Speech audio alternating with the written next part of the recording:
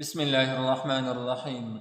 إذا الشمس كورت، وإذا النجوم انكدرت، وإذا الجبال سيرت، وإذا العشار عطلت، وإذا الوحوش حشرت، وإذا البحار سجرت، وإذا النفوس زوجت، وإذا الموءودة سئلت بأي ذنب قتلت، وإذا الصحف نشرت، وإذا السماء كشطت، وإذا الجحيم سعرت، وإذا الجنة أزلفت، علمت نفس ما أحضرت.